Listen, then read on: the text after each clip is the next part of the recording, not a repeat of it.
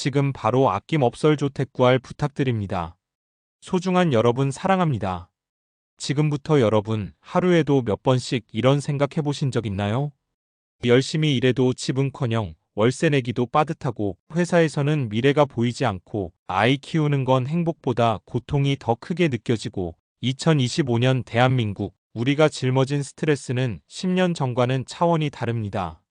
오늘은 지금 대한민국을 무너뜨리고 있는 스트레스 TOPO를 깊이 파헤쳐 보겠습니다. 단순한 불평이 아니라 실제 통계와 사례를 근거로 우리 삶이 어떻게 달라졌는지 보여드릴게요. 첫 번째는 누구나 예상하셨을 겁니다. 바로 집값과 주거 불안입니다. 10년 전 2015년만 해도 서울 아파트 평균 가격은 약 5억 원 수준이었습니다. 하지만 2025년 현재 서울 아파트 중위 가격은 12억 원을 넘어섰습니다. 불과 10년 만에 2배 이상 폭등한 겁니다. 게다가 금리 인상으로 대출이자 부담까지 늘면서 영끌이라는 말이 괜히 나온 게 아니죠. 지난 5년간 전세 사기로 피해본 세대가 무려 2만 가구 이상.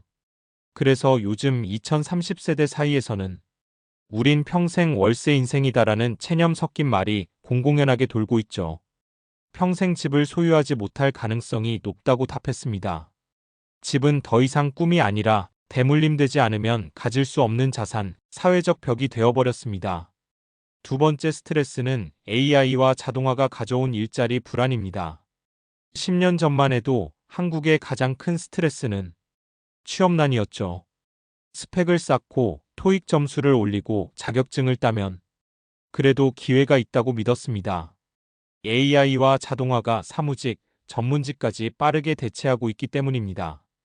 예전엔 단순 반복 노동자가 대상이었다면 실제로 은행 창구 직원, 콜센터, 심지어 영상 편집자와 작가까지 AI 툴로 대체되는 사례가 늘고 있습니다. 그러다 보니 직장인들의 불안감은 극대화됐습니다. 내가 10년 동안 쌓은 경력이 AI 한 줄 코드로 무너질 수도 있다는 공포 말이죠. 그래서 요즘 직장인들이 자조적으로 이런 말까지 합니다. 나는 회사에 다니는 게 아니라 회사의 빌부터 버티는 중이다. 이건 단순한 유머가 아닙니다. 대한민국 청년과 직장인들의 집단 불안을 그대로 보여주는 말입니다. 세 번째 스트레스는 육아와 교육의 무게입니다. 10년 전에도 사교육 경쟁은 치열했습니다. 하지만 지금은 그 수준이 완전히 달라졌습니다. 예전에는 학원 몇 군데 보내면 된다는 단순한 계산이 가능했지만 지금은 AI 교육 격차가 생기면서 새로운 불안이 등장했습니다. AI 학습 툴을 쓰는 집과 쓰지 않는 집의 학습 속도가 확연히 달라지자 부모들은 우리 아이가 뒤처지는 건 아닐까 하는 불안에 휩싸였습니다. 그리고 육아 비용은 상상을 초월합니다. 2025년 현재 아이 한 명을 대학 졸업 때까지 키우는 데 드는 평균 비용은 4억 원 이상. 두 자녀를 키우려면 8억 원이 든다는 계산이 나옵니다.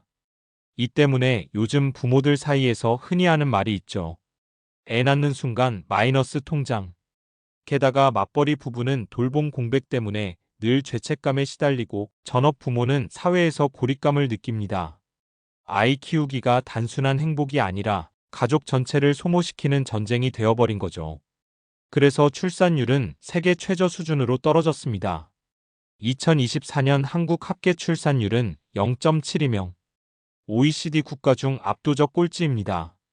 아이를 낳는 것 자체가 스트레스의 시작이 되어버린 현실, 이게 지금 대한민국입니다. 네 번째 스트레스는 직장 내 세대 갈등입니다. 10년 전에도 꼰대 상사와 젊은 직원의 갈등은 있었습니다. 하지만 지금은 갈등 수준이 훨씬 심각합니다. MZ세대는 내 삶의 균형을 최우선으로 생각합니다. 야근, 회식, 충성심? 필요 없다고 생각합니다. 반대로 기성세대는 요즘 애들은 책임감이 없다며 불만을 터뜨립니다. 그래서 직장은 세대 갈등이 끊이지 않는 전쟁터가 되었습니다. 실제로 2024년 기준 한국 직장인의 평균 근속 연수는 4.9년, 10년 전보다 절반 가까이 줄었습니다. 즉 회사가 더 이상 평생 직장이 아니라 그저 스펙 관리용 플랫폼으로 전락한 겁니다. 이제는 아예 퇴사 중독 사회라는 말이 나올 정도입니다. 직장인 10명 중 6명이 기회만 되면 퇴사하고 싶다고 답했고 3명 중 1명은 1년 안에 실제로 퇴사 계획이 있다고 했습니다. 회사가 나를 지켜주지 못한다는 사실을 깨달은 순간 직장은 그저 생계수단일 뿐 의미 있는 공동체가 아니게 된 겁니다. 마지막 5번째 스트레스는 SNS와 정신건강입니다. 10년 전에도 인스타그램, 페이스북을 하면서 남들은 다 잘 사는데 나만 초라하다는 비교 스트레스가 있었습니다. 하지만 지금은 그게 훨씬 더 심각해졌습니다. 유튜브 쇼츠, 인스타 릴스, 틱톡 같은 숏폼이 하루에도 수십 번씩 우리의 뇌를 자극합니다. 그 결과는 뭘까요? 시간은 훔쳐가고 자존감은 바닥으로 떨어집니다. 게다가 알고리즘이 강제로 보여주는 콘텐츠는 정치 갈등, 젠더 갈등, 혐오와 분노로 가득합니다. 우리는 원치 않아도 그 속에서 휘말리게 됩니다. 최근 조사에 따르면 한국인 3명 중 1명이 SNS 사용 후 우울감과 피로감을 느낀다고 답했습니다. SNS는 이제 단순한 소통의 공간이 아니라 정신을 갉아먹는 감옥이 되어버린 셈입니다.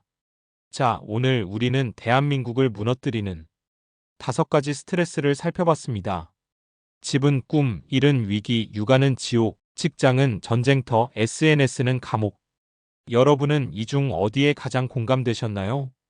10년 전과 완전히 달라진 대한민국. 우리는 각자 다른 짐을 지고 있지만 공통점은 하나입니다. 그 누구도 이 문제에서 자유롭지 않다는 사실이죠. 그리고 문제를 직시해야만 해결의 시작도 가능합니다. 앞으로도 대한민국의 현실을 깊이 있게, 때론 날카롭게 짚어드리겠습니다.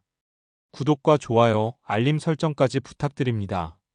여러분의 공감과 참여가 더 나은 이야기를 만드는 힘이 됩니다.